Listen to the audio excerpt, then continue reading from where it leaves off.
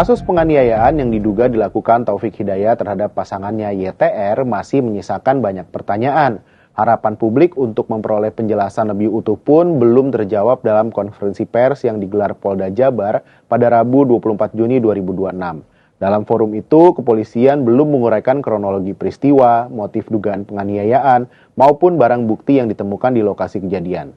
Konversinya pun ngaret hampir 2 jam dari waktu yang sudah ditentukan. Bahkan, Kapolda Jabar yang dijadwalkan hadir malah absen. Taufik Hidayat yang semula diduga bakal dihadirkan buat wartawan juga batal hadir.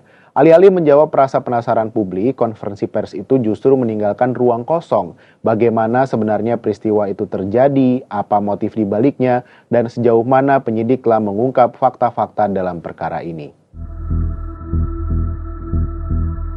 Kabid Humas Polda Jabar, Kombes Hendra Rohmawan mengatakan rencana rilis perkara yang semula hendak digelar pada hari itu pun akhirnya urung dilaksanakan. Kepolisian menyatakan masih akan mendalami kasus ini lebih lanjut. Polisi berharap setelah seluruh fakta dinilai lengkap dan terang, penjelasan yang lebih utuh mengenai perkara tersebut dapat disampaikan kepada publik. Di sisi lain, kepolisian juga memastikan kondisi Taufik dalam keadaan sehat dan siap menjalani pemeriksaan. Penjelasan itu rupanya belum memuaskan rasa ingin tahu para wartawan. Sejumlah pertanyaan pun dilontarkan, mulai dari penegasan status hukum Taufik Hidayat, hingga alasan pemeriksaan perkara ini melibatkan Direktorat Reserse Kriminal Umum bersama Direktorat Reserse Perlindungan Perempuan dan Anak, serta pidana perdagangan orang. Namun jawaban yang disampaikan masih belum menyentuh inti perkara. Sejumlah pertanyaan penting tetap menggantung. Mulai dari bagaimana kronologi peristiwa itu terjadi, apa motif dibalik dugaan kekerasan tersebut, apakah terdapat unsur pelecehan seksual dalam perkara ini, hingga untuk apa botol infus yang turut ditampilkan dalam konferensi pers itu digunakan.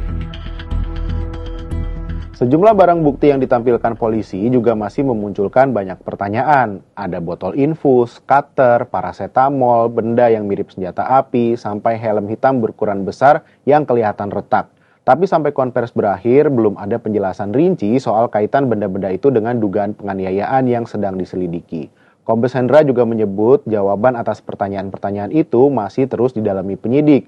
Salah satu kendalanya, keterangan dari korban sejauh ini masih sangat terbatas, karena sampai sekarang masih menjalani perawatan intensif di rumah sakit. Tapi kenapa ya polisi terkesan hati-hati sekali dan cenderung irit bicara saat diberondong pertanyaan wartawan soal penanganan perkara ini? Perkara ini tampaknya tidak sesederhana dugaan penganiayaan semata. Ada dugaan penyekapan, bahkan kemungkinan pendalaman unsur kekerasan seksual.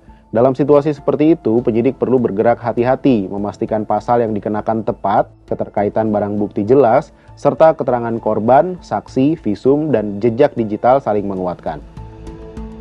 Nah, dalam konvers yang justru menonjol adalah rentetan pertanyaan yang belum terjawab soal barang bukti. Di saat yang sama muncul pula pertanyaan apakah dalam kasus ini ada unsur pelecehan atau kekerasan seksual. Dalam perkara kekerasan terhadap pasangan, apalagi ketika korban masih hidup dan masih menjalani pemulihan, polisi umumnya tidak serta-merta membuka seluruh detail ke ruang publik. Ada informasi yang bisa jadi dianggap terlalu sensitif, terlalu vulgar, atau berpotensi menambah beban bagi korban dan keluarganya. Karena itu sikap hati-hati polisi bisa dibaca bukan semata sebagai upaya menutup-nutupi, melainkan juga cara untuk menahan informasi yang belum waktunya dibuka. Ada beberapa sinyal yang membuat konvers itu terasa setengah jadi. Jadwal molor hampir 2 jam, Kapolda yang semula dijadwalkan hadir batal muncul, Taufik juga tidak ditampilkan, lalu polisi menyebut rilis perkara yang harusnya digelar, akhirnya ditunda karena kasus masih akan didalami lebih lanjut.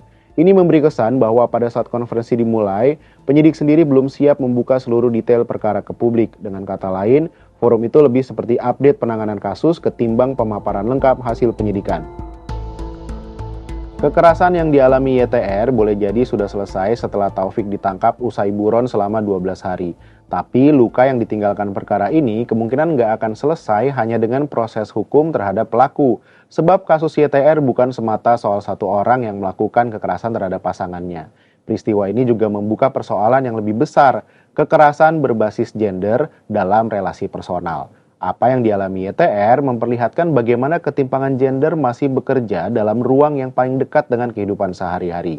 Ketimpangan hanya berakar pada budaya patriarki dan stereotip gender itu. Dalam kondisi tertentu bisa melahirkan kekerasan yang melampaui batas kemanusiaan. Kekerasan terhadap perempuan tidak lahir begitu saja dari perilaku individu pelaku. Ia juga tumbuh dalam struktur sosial, budaya, dan kelembagaan yang masih melanggengkan ketimpangan gender. Karena itu pencegahan kekerasan terhadap perempuan tidak cukup hanya mengandalkan penindakan hukum setelah kekerasan terjadi. Yang tak kalah penting adalah membangun relasi yang setara dan aman sejak awal. Upaya itu bisa dimulai dari hal yang paling mendasar, pendidikan tentang persetujuan, penghormatan terhadap tubuh dan batasan orang lain, serta pemahaman bahwa relasi yang sehat tidak dibangun di atas kuasa, kontrol, atau kekerasan. Kerja ini perlu hadir di semua lini, dari keluarga, sekolah, hingga lembaga keagamaan. Pada akhirnya, semua bermuara pada satu hal, pembangunan yang benar-benar berpihak pada kesetaraan gender. Kasus YTR menunjukkan bahwa kekerasan terhadap perempuan tidak semata lahir dari tindakan individu pelaku, melainkan juga dari ketimpangan gender yang masih hidup dalam relasi personal dan lingkungan sosial.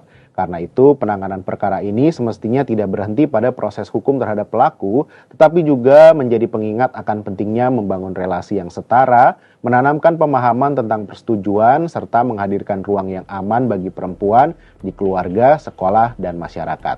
Sampai jumpa di Bahas Peristiwa berikutnya.